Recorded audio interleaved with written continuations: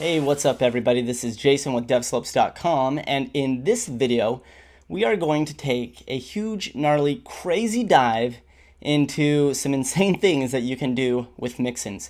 Now, we've already used Mixins before. Very simply, I'm going to blow your mind. So, you're probably wondering, wait a minute, Jason, you keep building the page here, but you're forgetting about these buttons. No, I'm not. We're actually going to work with those right now, and we're going to create some really fancy mix-ins to use on these. So, with that being said, let's go ahead and dive into our project. So, there is two things that we're going to want to do. We're working with mix-ins and buttons. So, at the parent level on your SASS file, why don't we go ahead and create a mix-in partials. Alright, so in here, we're going to do a leading underscore. We're going to call this mixins.sass, and be sure to throw that in here.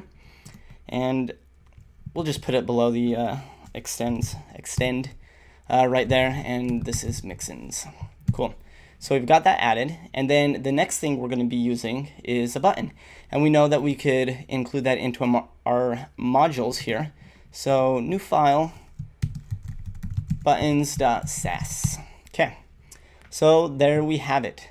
So what I'm going to do first is I'm going to create a default button class. So when we check this out over here, HTML5 has a standard default style for buttons, right? Well, we want to do the same thing. We want to create our own standard button, kind of the way that Bootstrap does that, right, with BTN. So why don't we go ahead and copy that? So we're going to use BTN as our standard button class here. And let's go ahead and add some styles to this. So every single button that we have, we want it to have a display of inline block. And that way, if we need, our buttons will stack next to each other. And let's give this a font weight. If I can spell here, we're going to give this a font weight, and we're going to throw in the variable we already created with this, which is the font weight. It was normal, I think. It's not auto-correcting me, but I'm pretty sure it's this. All right, and then to double check, let's dive into our variables here.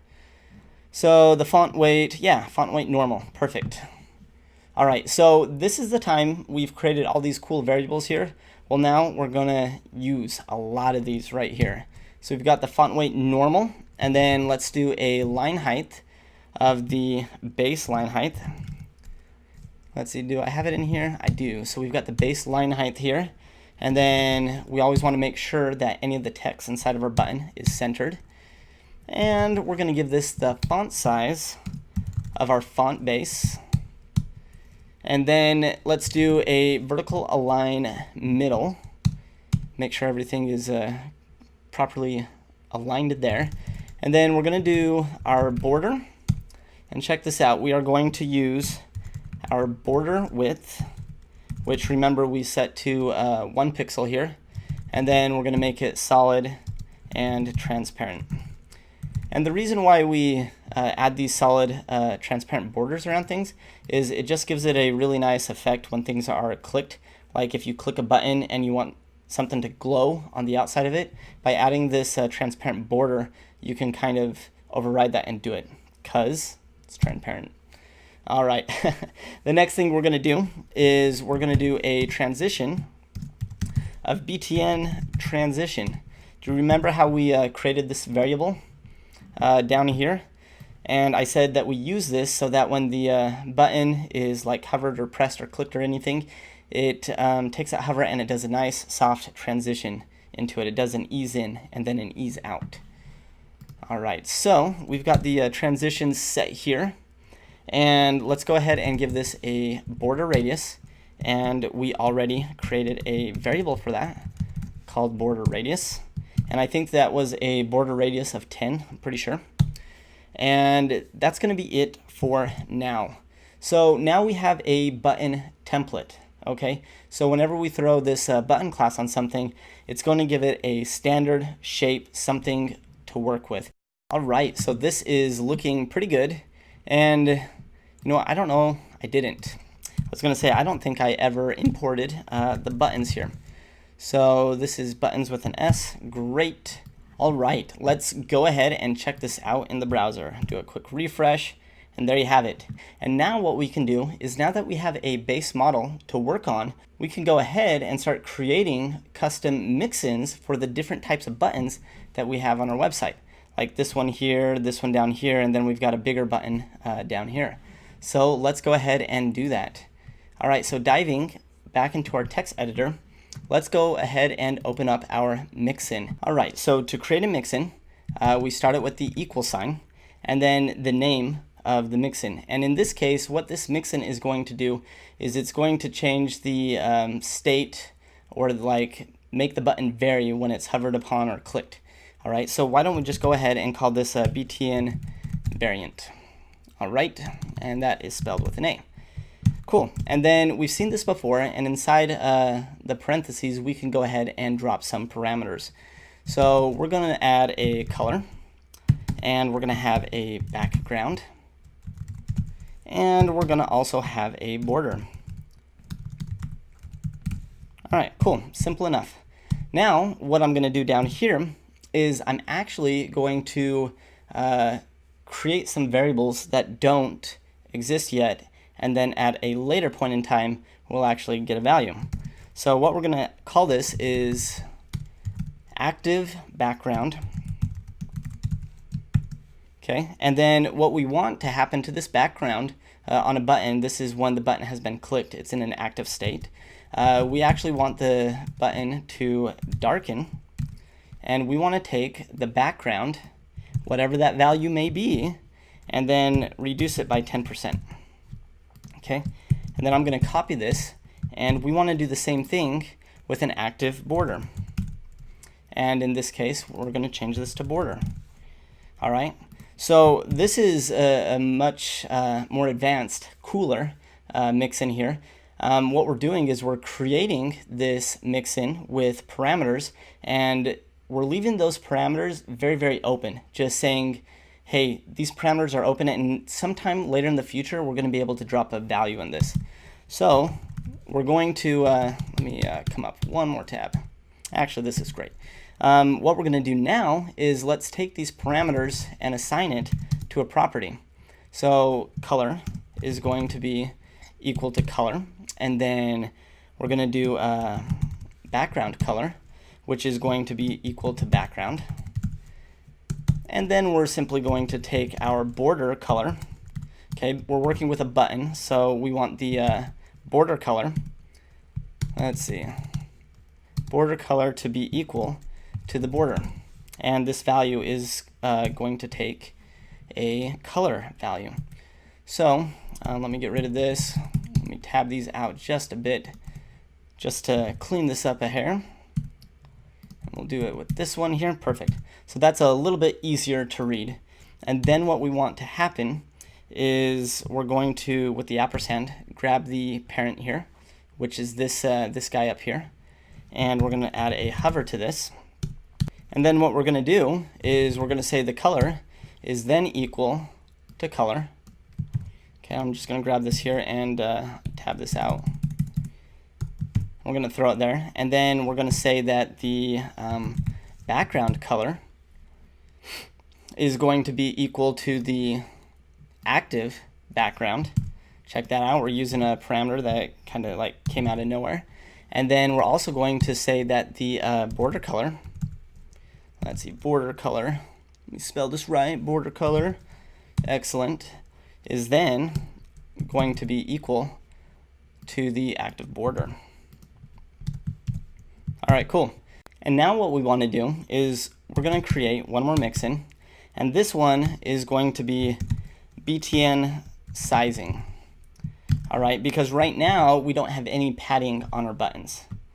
See this over here? They're just the basic defaults, and we've got to be able to size these things appropriately. So to do that, we're going to use a lot of properties that we created over here in our variables. Let's get a refresher and see what those are. So down here, we created some button variables here. So we've worked with the colors and everything, but then down here, we've got some padding on the X and Y axis, and we've set those. We've got a line height, which we set to the line height up here. And then we've got that transition that we created. So back over into our Mixin, what we want to do is we're going to go ahead and add the, let's see, this starts with a BTN padding X. And then we're going to do the BTN padding Y. And then we're going to create the font size. All right, go ahead and throw that in there, and then we're going to add a border radius. Okay, so cool. So now we've got some parameters that we can work with.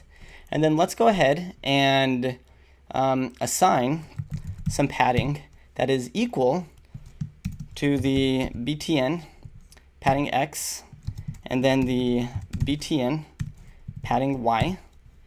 And then we're going to add a font size of font base, which is the 16 pixels. It's set to 1 rem. And then we're going to add a border radius. And we're going to set that to our border radius, which is 10. All right, so what we've done here is we've created a Mixin that is very reusable to size our buttons. So basically, the default button size is going to have the button padding to what we set to in our variables. It's going to have the font size of our font base, and then the border radius of 10. Okay, we've already defined these over here in our variables. So check this out. Now what we're going to do is we're going to come over to our button partial, and then we're going to create some custom buttons here. All right, so let's go ahead and check out our web page and analyze what kind of buttons we have on here. So I'm going to toggle over to the final one.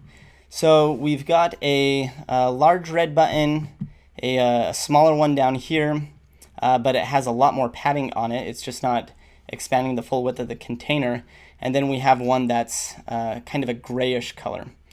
So let's go ahead and create a few more button classes. Now we have that Buy Now button, which is really big. So the class that I have in my HTML is the Buy BTN Large. Not like that, like this. Cool. And then what we're going to do here is let's use the button sizing Mixin that we created. And to call that, we're going to use the plus sign and then BTN sizing. And then in here, we can drop in our own parameters or our own values. So before, right now, button sizing, it is inheriting all the default button sizings that we put in there. And now we're going to throw in our own. So we're going to give this some padding of 12 pixels and then 35 pixels. All right, because this one is a lot bigger of a button here. So now we took care of the padding X and the padding Y. Now let's go ahead and use we have a font size large here. That's extra large. I think it was just font large. There it is. All right, and I'm gonna actually double check that. I wanna make sure.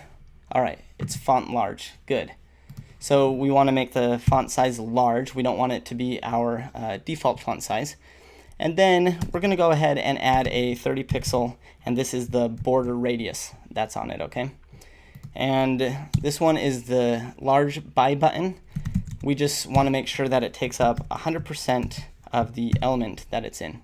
All right, so let's go ahead and create another button class here, and we're going to create that smaller gray button. So we're going to do BTN, let's see, I think I called it the Buy BTN medium. And we're going to use our extension here, our Mixin, and BTN sizing, and let's drop in some parameters. So this one, we're going to do 18 pixels by 15 pixels for the padding on the X and the Y. And then this one, we're going to do the font base, okay, make it a little bit smaller. And then let's give this one the same border radius as our other one. All right, so what we've done is we've finished creating two classes that solely add some button sizing. So with these buttons over here, all we did was add some sizing to it, okay? We haven't touched anything with the hover effects and the colors which we set up in our BTN variant. So what I want to do is come back over to the Mixin, and I want to do one more brush through what is happening in this variant, and then we're going to use this inside of some of these new button classes to add some color. So we've created this Mixin, and we've put 3 parameters in here: color, background, and border. Okay, and we've assigned those to a property right here. Now I just want to make sure you understand this part up here. We created a parameter or a variable. It's a variable. We created a variable, all right, and we assigned it to darken background by 10%. And the background color is going to be whatever value we assign this to, whether it be blue, black, red, green, whatever. It's going to say, hey, darken green by 10%.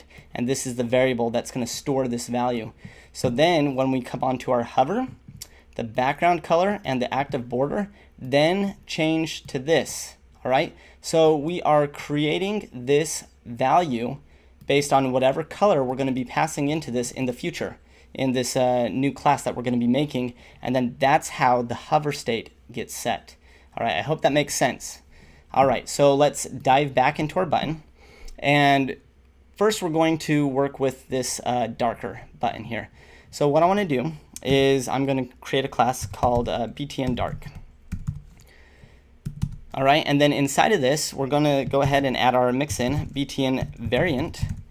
Okay, we're going to add some color here, and then we're going to drop in some parameters. Well, we want the font to be the BTN main color.